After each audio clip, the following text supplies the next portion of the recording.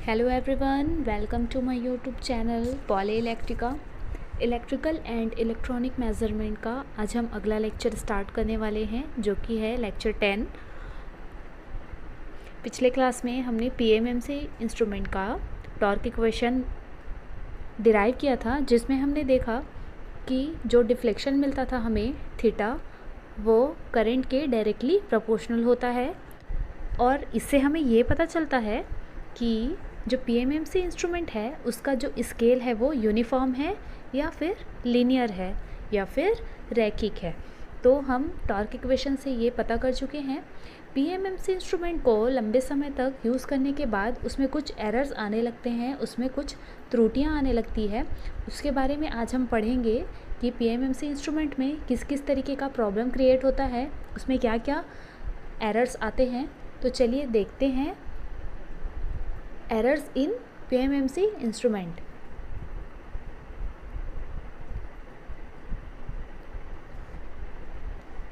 In PMMC instrument, the error occurs because of the aging and the temperature effect of the instrument. जैसे जैसे जो PMMC instrument है वो पुराना हो जाता है या फिर जो वेदर है, एटमॉस्फेरिक टेम्परेचर में चेंजेस होने की वजह से इंस्ट्रूमेंट में एरर आने का चांस होता है, इसके वजह से एरर आता है। The magnet, spring and moving coils are the main parts of the instrument which cause the error. Magnetic part, spring और तीसरा है मूविंग कॉइल। ये जो है ये एरर डेवलप करने के लिए, एरर क्रिएट करने के लिए मेन पार्ट्स हैं। ज़्यादातर जो एरर क्रिएट होता है पीएमएमसी इंस्ट्रूमेंट में वो इनके वजह से होता है, मैग्नेट, स्प्रिंग और मूविंग कॉइल के वजह से। The different types of errors of the instrument are explained below in details. तो चलिए देखते हैं डिफरेंट टाइप्स के जो एरर आते हैं पीएमएमसी इंस्ट्रूमेंट में, उनको पूरे डिटेल से पढ़ेंगे। तो पहला जो एरर आएगा वो किस में आएगा? मैग्नेट में। मतलब पीएमएमसी इंस्ट्रूमेंट का जो एरर है उसका आने का एक रीज़न मैग्नेट हो सकता है। The heat and vibration reduces the life span of the permanent magnet. जैसे कोई परमानेंट मैग्नेट है, अब परमानेंट जो मैग्नेट है वो बार बार उसमें हीट का चेंज हो रहा है, जैसे कि कभी ठंडा है कभी गर्म है। इंस्ट्रूमेंट में जो वाइब्रेशन होता है उसका इफ़ेक्ट दिखेगा धीरे धीरे। तो इसके वजह से जो परमानेंट मैग्नेट का जो मैग्नेटिक शक्ति होता है, उसके जो चुंबकीय गुण होते हैं वो जो है कम हो जाते हैं। इसके वजह से परमानेंट मैग्नेट का जो लाइफ स्पैन होता है वह अपने मैग्नेटिक प्रॉपर्टी को कितने दिनों तक मेंटेन करेगा, ये क्या होने लगता है, धीरे धीरे कम होने लगता है। This treatment also reduced the magnetism of the magnet. और ये जो हीट में इस तरीके का परिवर्तन आना या फिर इस तरीके के चेंजेस आने की वजह से क्या होता है, मैग्नेट का जो चुंबकीय गुण है वो भी धीरे धीरे कम होने लगता है। The magnetism is the property of the attraction और रिपल्सन ऑफ द मैग्नेट। ये जो मैग्नेटिज्म है, ये जो उसका चुंबकीय गुण है, ये दो तरीके का हो सकता है, या तो अट्रैक्शन या तो रिपल्सन। मतलब आकर्षित करने का उसका गुण या फिर दो मैग्नेट्स को विरोध करने का, उसको अपोज करने का जो गुण है, दोनों जो है उसके मैग्नेटिज्म के अंतर्गत आएंगे। दोनों जो है वो उसके मैग्नेटिज्म के अंतर्गत आएंगे, दोनों उसके चुंबकीय गुण के अंतर्गत आएंगे, चाहे वो अट्रैक्शन हो या फिर रिपल्सन। अट्रैक्शन मतलब आकर्षण और रिपल्सन मतलब एक दूसरे से जो दूर हटने की प्रक्रिया है। जैसे कि एक चुंबक में हम नॉर्थ और नॉर्थ पोल को लेकर आते हैं तो क्या होता है, वो एक दूसरे से दूर हटते हैं, इसे ही हम कहते हैं रिपल्सन। और अगर हम नॉर्थ और साउथ को एक साथ लेकर आते हैं तो वो एक दूसरे के पास आने की कोशिश करते हैं, जिससे कहेंगे हम attraction. The weakness of the magnet decreases the deflection of the coil. जैसे मैग्नेटिज्म प्रॉपर्टी जो है मैग्नेट की, अगर वो कम हो जाती है तो कॉइल में डिफ्लेक्शन जो है वो भी असर करेगा। जो कॉइल में डिफ्लेक्शन हो रहा था पॉइंटर में, मैग्नेटिक इफेक्ट की वजह से जो डिफ्लेक्शन हो रहा है उसमें भी कुछ इफ़ेक्ट पड़ेगा और ओरिजिनल वैल्यू से हटकर कोई दूसरी वैल्यू आएगी जो कि ओरिजिनल वैल्यू से अलग होगी और ये एररफुल होगी, जिसमें कि एरर होगा। ओरिजिनल वैल्यू को हम मेज़र नहीं कर पाएंगे मैग्नेटिक इफेक्ट कम होने की वजह से। मैग्नेट की वजह से पीएमएमसी इंस्ट्रूमेंट में एरर आ सकता है, उसमें त्रुटियाँ आ सकती है। दूसरा होता है स्प्रिंग।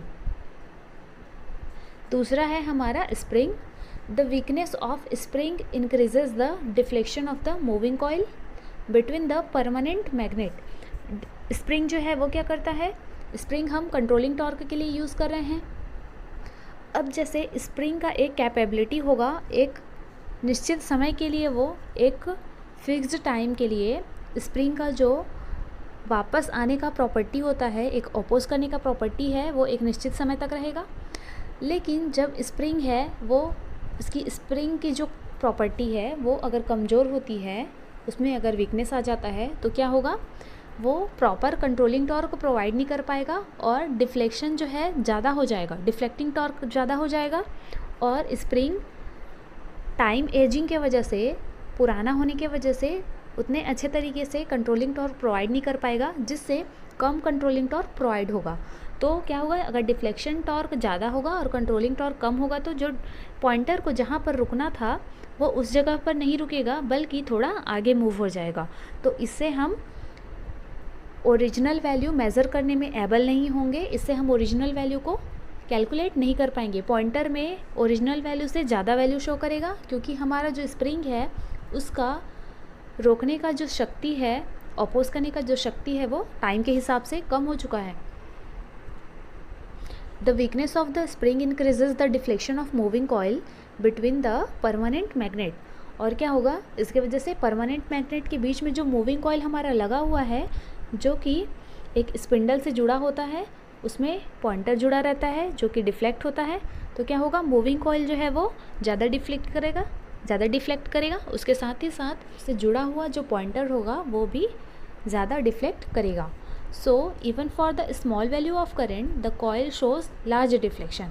मतलब अगर कम वैल्यू भी है हमारा करंट का, जो मूविंग कॉइल में फ्लो हो रहा है करंट, उसका वैल्यू अगर कम है तो पर भी क्या होगा, डिफ्लेक्टिंग टॉर्क जो है ज़्यादा लगेगा, क्योंकि उसका ऑपोजिशन टॉर्क जो लग रहा है, कंट्रोलिंग टॉर्क, उसकी वैल्यू कम हो चुकी है। तो इस वजह से पॉइंटर में या फिर कॉइल में है ज़्यादा डिफ्लेक्शन हो जाएगा, वो ज़्यादा मूव कर जाएगा। जीरो वैल्यू से मान लीजिए कि 3 तक के जा रहा था वैल्यू नॉर्मल कंडीशन में, एरर आने के बाद क्या हो जाएगा, 0 से मूव होकर 4 तक पहुंच जाएगा, उसका जो डिफ्लेक्शन है वो ज़्यादा हो जाएगा। The spring gets weakened because of the effect of the temperature.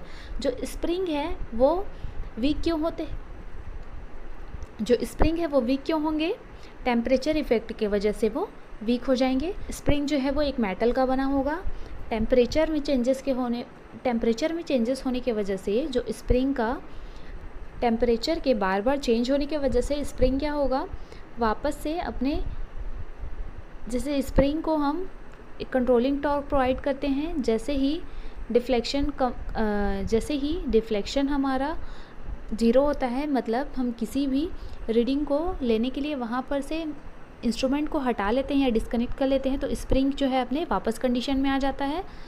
लेकिन टेम्परेचर के वजह से जो स्प्रिंग का ये प्रॉपर्टी है ये कम हो जाएगा, इसके साथ ही साथ वो जो कंट्रोलिंग टॉर्क प्रोवाइड करता है उसके वैल्यू में भी कमी आ जाएगी। 1 degree rise in temperature reduces the 0.004% life of the spring. अगर टेम्परेचर में 1 डिग्री की बढ़ोतरी होती है, जैसे मान लीजिए पहले टेम्परेचर है अपना 25 डिग्री सेंटीग्रेड, तो अगर टेम्परेचर 1 डिग्री बढ़ेगा, 26 डिग्री सेंटीग्रेड है नॉर्मल कंडीशन में, तो क्या हो जाएगा, जो स्प्रिंग का लाइफ है वो 0.04%, उसका जो लाइफ है स्प्रिंग का लाइफ वो रिड्यूस हो जाएगा। मतलब जो नॉर्मल टेम्परेचर में हम स्प्रिंग को यूज़ कर रहे हैं, उससे अगर टेम्परेचर बढ़ता है तो स्प्रिंग का जो लाइफ स्पैन है, उसका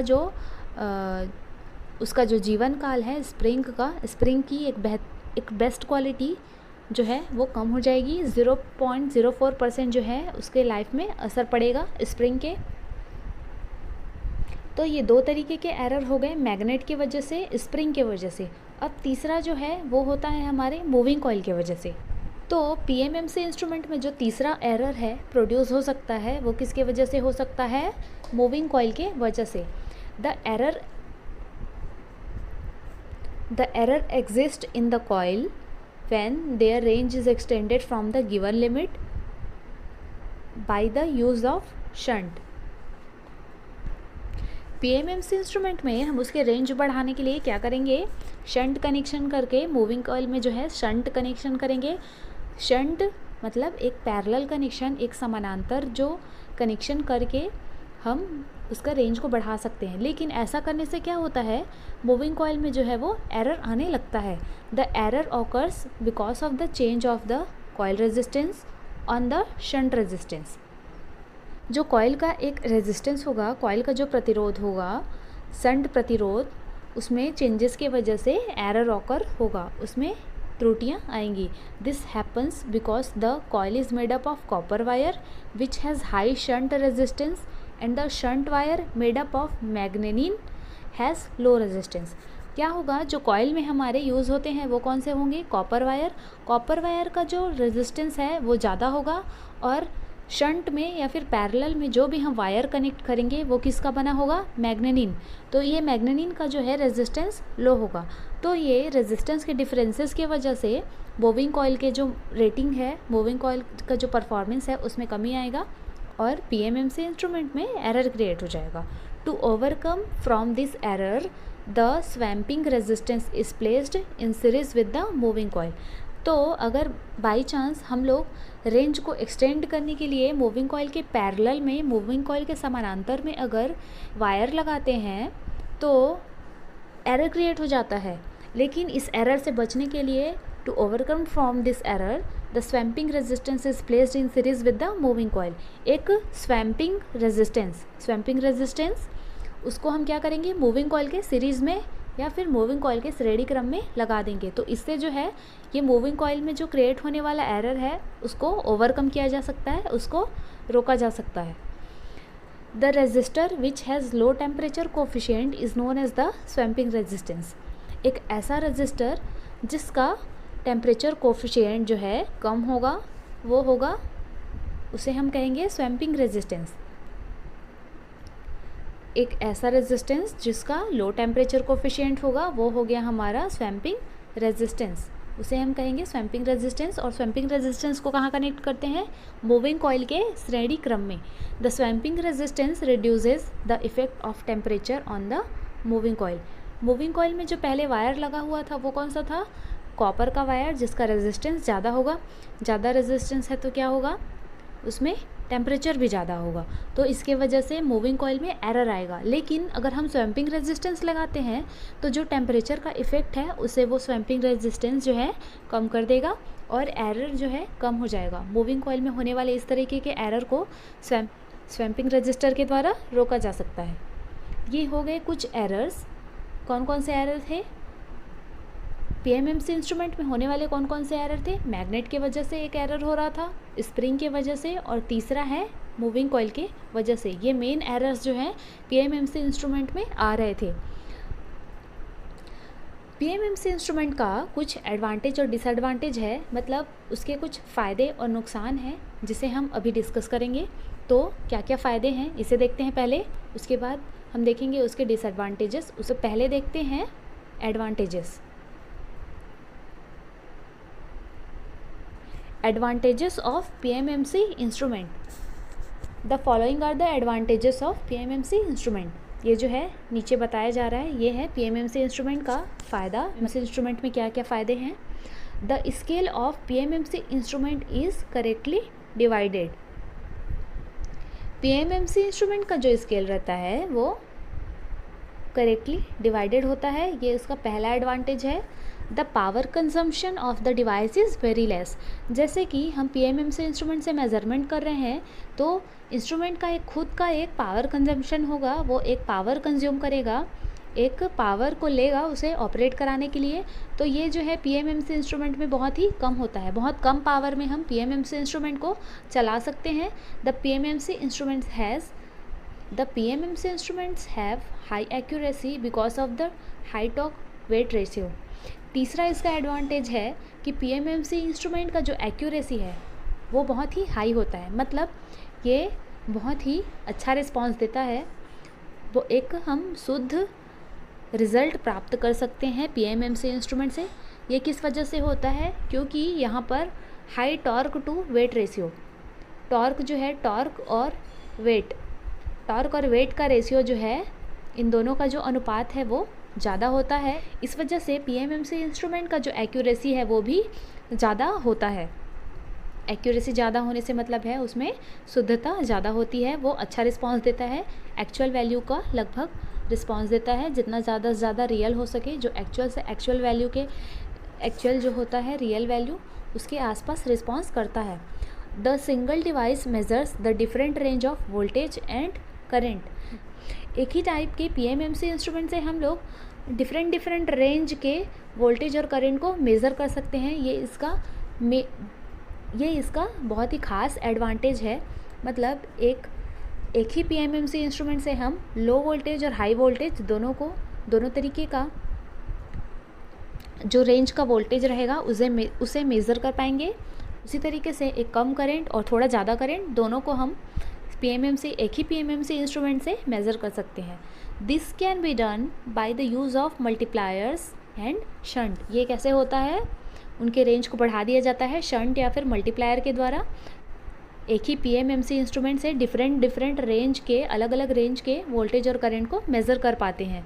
the PMMC instruments use self shielding magnet which is useful for the aerospace application. ये हो गया पीएमएमसी इंस्ट्रूमेंट का एडवांटेज। क्या क्या एडवांटेज है? पहली बात तो ये स्केल को करेक्टली डिवाइड करता है, मतलब इक्वल पार्ट्स होते हैं स्केल में। दूसरा ये है कि पीएमएमसी इंस्ट्रूमेंट को चलाने के लिए, उसमें से मेज़रमेंट लेने के लिए, उसमें जो पावर कंजप्शन होता है, जो पावर का खपत होता है वो बहुत ही कम होता है। पीएमएमसी इंस्ट्रूमेंट का जो एक्यूरेसी है, जो उसकी शुद्धता है वो बहुत ज़्यादा होती है। और एक ही तरीके के पीएमएमसी इंस्ट्रूमेंट से हम डिफरेंट रेंज के वोल्टेज और करंट को मेज़र कर पाते हैं। ये उसका बहुत ख़ास एडवांटेज है। और पीएमएमसी इंस्ट्रूमेंट को हम लोग एरोस्पेस में भी यूज़ करेंगे। ये हो गए पीएमएमसी इंस्ट्रूमेंट के कुछ खास एडवांटेज। इसके बाद देखते हैं इसके डिसएडवांटेजेस कि पीएमएमसी इंस्ट्रूमेंट का permanent magnet moving coil instrument का क्या क्या डिसएडवांटेजेस है। तो पहला देखते हैं, the PMMC instrument are only use for the direct current. हाँ, पीएमएमसी इंस्ट्रूमेंट का ये लिमिटेशन है कि वो सिर्फ डीसी करंट के लिए या फिर डीसी वोल्टेज के लिए यूज़ होगा। मतलब पीएमएमसी इंस्ट्रूमेंट को हम किसी भी ऐसी मेज़रमेंट में नहीं यूज़ कर सकते हैं। केवल किस में यूज़ कर सकते हैं? डीसी मेज़रमेंट में। या तो हमें डीसी करंट या फिर डीसी वोल्टेज मेज़र करना है तो उसके लिए हम पीएमएमसी इंस्ट्रूमेंट का यूज़ कर सकते हैं। The alternating current varies with the time. The rapid variation of current varies the torque of the coil. जब अल्टरनेटिंग करंट मतलब एसी करंट जो है वो क्या होता है, हमारा टाइम के साथ चेंज होता है। पहले पॉजिटिव होता है, नेगेटिव, फिर पॉजिटिव, नेगेटिव, इस तरीके से उसमें समय के साथ जो है वेरिएशन होते रहता है, समय के साथ उसमें चेंजेस आते रहते हैं। तो जब ये rapid variation of the current where is the torque of the coil, जैसे ये रैपिड वेरिएशन होता है मतलब जल्दी जल्दी ये जो है करंट हमारा इस तरीके से पॉजिटिव नेगेटिव होते जाता है, तो क्या होगा, कॉइल में टॉर्क प्रोड्यूस होता है, वो भी करंट के साथ जो है जल्दी जल्दी चेंज होते जाएगा। But the pointer can not follow the fast reversal of the deflection of the torque. But the pointer can not follow the fast reversal and the deflection of the torque. पर अगर जैसे AC current में क्या होगा, positive और negative आने की वजह से जो है टॉर्क में भी इंस्टेंटली चेंज होगा। और ये जो पॉइंटर है वो क्या कर सकता है, ये फास्ट रिवर्सल को, ये जो टॉर्क में परिवर्तन होगा जल्दी जल्दी इसे फॉलो नहीं कर पाएगा।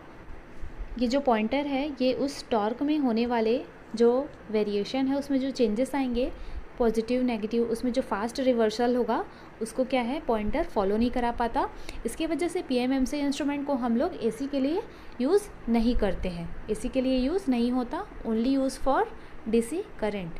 डीसी सिस्टम में बस पीएमएमसी इंस्ट्रूमेंट को हम लोग यूज़ कर सकते हैं।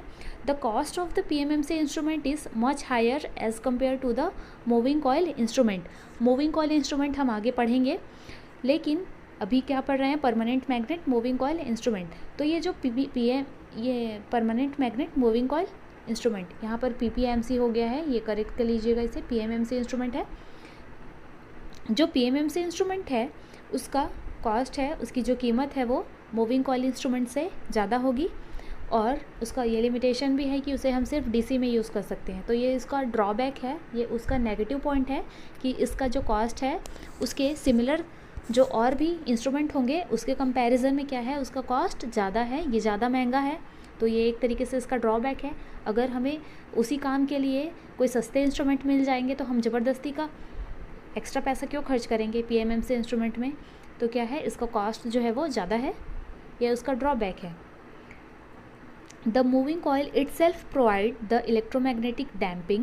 The electromagnetic damping opposes the motion of the coil, which is because of the reaction of the eddy current and the magnetic field. जो मूविंग कॉइल होता है वो खुद से ही इलेक्ट्रोमैग्नेटिक डैम्पिंग या फिर एडी करेंट डैम्पिंग जो है वो प्रोवाइड करता है, और इसके वजह से क्या होगा, इलेक्ट्रोमैग्नेटिक डैम्पिंग के वजह से the electromagnetic damping opposes the motion of the coil. जो डैम्पिंग है वो क्या करता है, कॉइल के मोशन को अपोज करता है, वो उसका विरोध करता है कॉइल के मोशन को। तो इससे क्या होगा, पीएमएमसी इंस्ट्रूमेंट का जो ना कि सिर्फ डैम्पिंग में बल्कि उसके पॉइंटर के मोमेंट में भी कुछ इफ़ेक्ट दिखेगा, which is because of the reaction of the AD current and the magnetic field. Magnetic field और एडी करेंट के रिएक्शन की वजह से जो है कॉइल के मोशन को अपोज करता है डैम्पिंग मेथड, जो इलेक्ट्रोमैग्नेटिक डैम्पिंग है, या फिर हम कहेंगे यहाँ पर एडी करेंट डैम्पिंग। तो ये जो है एडी करेंट और मैग्नेटिक फील्ड के बीच में होने वाले रिएक्शन की वजह से कॉइल के मोशन को अपोज करेगा। ये ना कि सिर्फ डैम्पिंग को अपोज करेगा बल्कि उसके डिफ्लेक्टिंग टॉर्क को भी थोड़ा सा उसमें प्रॉब्लम क्रिएट करेगा, थोड़ा सा इफेक्ट डिफ्लेक्टिंग टॉर्क में भी दिखेगा। तो ये हमारा पीएमएमसी इंस्ट्रूमेंट का जो है डिसएडवांटेज हो गया। 3 तरीके का डिसएडवांटेज था। पहला देखा हमने कि ये सिर्फ डीसी के लिए यूज़ होता है, एसी के लिए नहीं यूज़ होता। एसी के लिए क्यों यूज़ नहीं होता, एसी में जो करंट है हमारा पॉजिटिव नेगेटिव होता है लगातार, जिसकी वजह से कॉइल में प्रोड्यूस होने वाला टॉर्क भी पॉजिटिव और नेगेटिव जो है चेंज होगा, उसमें टॉर्क के डायरेक्शन में जो है रिवर्सल आएगा। लेकिन इतना जल्दी हमारा पॉइंटर रिएक्ट नहीं कर पाता है, इसके वजह से एसी के लिए पीएमएमसी इंस्ट्रूमेंट को हम यूज़ नहीं करते। The cost of the PMMC instrument is high, जो इसका रेट है वो भी बहुत ज़्यादा है पीएमएमसी इंस्ट्रूमेंट का। The moving coil itself provides a electromagnetic damping, क्योंकि मूविंग कॉइल जो है खुद से ही एक डैम्पिंग क्रिएट करता है, तो इससे डिफ्लेक्टिंग टॉर्क जो है उसमें भी कुछ हल्का फुल्का उसका इफ़ेक्ट आता है, जो कि डिसएडवांटेज है पीएमएमसी इंस्ट्रूमेंट का। तो ये हमने देखा आज कि पीएमएमसी इंस्ट्रूमेंट में क्या क्या एरर आते हैं, उसके क्या क्या फ़ायदे हैं, क्या क्या नुकसान हैं, इन सभी चीज़ों के बारे में हमने डिस्कशन कर लिया। इन चीज़ों को आप नोटबुक पर नोट करिए और एक बार रिवाइज़ कर लीजिए, क्विक रिवीजन कर लीजिए, ताकि सारी चीज़ें दिमाग में बैठ जाए, समझ में आ जाए अच्छे तरीके से। कोई भी डाउट होगा तो वो क्लियर हो जाएगा। तो यहाँ पर एंड होता है हमारा पीएमएमसी इंस्ट्रूमेंट। पीएमएमसी इंस्ट्रूमेंट में ये भी कई जगह पे ये क्वेश्चन पूछा जाता है कि सिर्फ डीसी के लिए बस क्यों यूज़ होता है, एसी के लिए क्यों नहीं यूज़ होता। तो उसका रीज़न यहाँ पर लिखा हुआ है क्यों नहीं होता है, क्योंकि एसी करंट में करंट का डायरेक्शन चेंज होते रहता है, पॉजिटिव और नेगेटिव। उसके साथ ही साथ उसमें प्रोड्यूस होने वाला, कॉइल में प्रोड्यूस होने वाला जो टॉर्क होगा वो भी चेंज होगा, और इतने फास्ट जो टॉर्क में चेंजेस हैं उसको पॉइंटर एक्सेप्ट नहीं कर पाता, उसको फॉलो नहीं कर पाता।